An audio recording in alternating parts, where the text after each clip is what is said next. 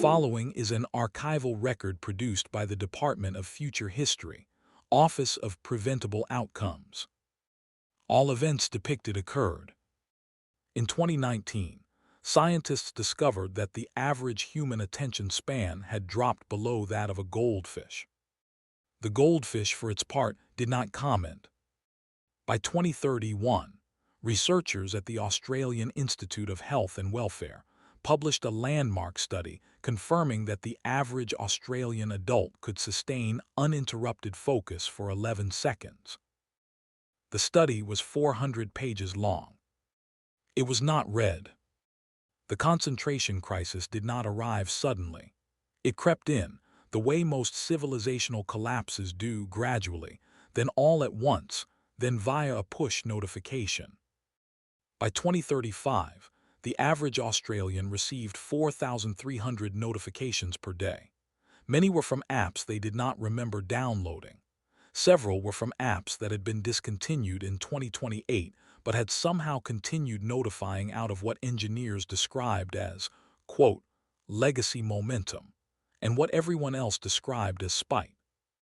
The breaking point, if one moment could be identified, came in August 2035, when the Parliamentary Budget Office released its annual fiscal outlook. The document determined federal spending for the following 4 years. It ran to 612 pages. The average citizen engagement time, as measured by the government's own analytics platform, was 3 seconds. This included the time it took the PDF to load, which meant that in a technical sense, no one had read it. In a practical sense, this had been true for years, but now there was data.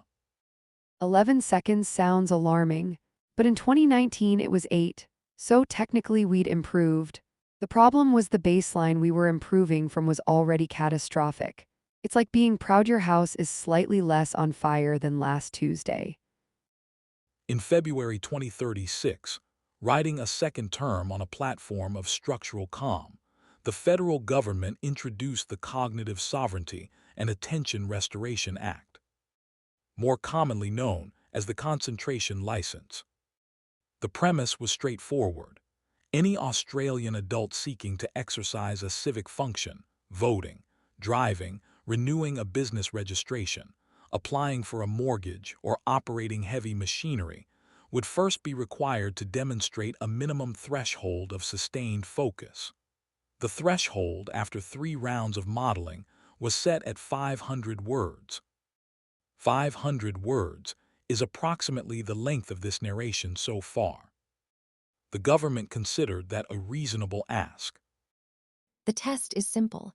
Candidates read a 500-word passage, in a room, without their device. Then answer 5 comprehension questions, 4 out of 5 to pass. We drew the texts from a rotating bank of approved literature, public policy documents, and after significant lobbying, 1 sports almanac. The Office of Sustained Thought was stood up in March 2036. Its mandate, to design, administer, and enforce the concentration license scheme. The assessment chambers were purpose-built to approximate the reading conditions of 2003. No devices, no notifications, temperature maintained at 19 degrees, which research conducted in Finland suggested was optimal for attention retention. The research had not been replicated in subtropical climates. This would become relevant in Brisbane. I thought it'd be easy. I read stuff constantly. Captions, comments, I read a whole thread last week. But sitting in that room with nothing else happening, something in me just wanted something else to happen. I kept getting to about word 250 and then just leaving my own brain. By late 2037, the scheme was under pressure from several directions at once. Civil liberties groups challenged the Act's constitutional validity. Regional advocates noted that 31%. Is the system perfect? No. Is it working? I think the more useful question is, what were we before? What were we becoming? And is the discomfort of being asked to sit quietly with words for 3 minutes really worse than whatever the alternative was? I think we know the answer. Gerald Prouse of Sydney has been attempting to reinstate his concentration license for 14 months following a failed random reassessment. Without it, He cannot vote, renew his business registration, or proceed with a mortgage application.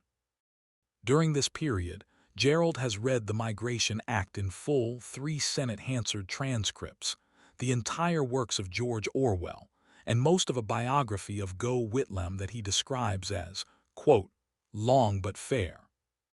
His reassessment is scheduled for next Thursday.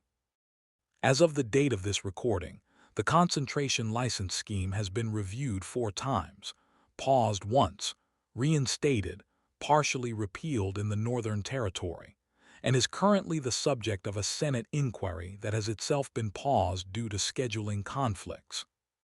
31% of Australians hold a valid concentration license.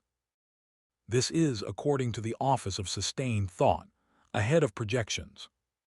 The scheme's strongest supporters are, almost universally, those who have passed.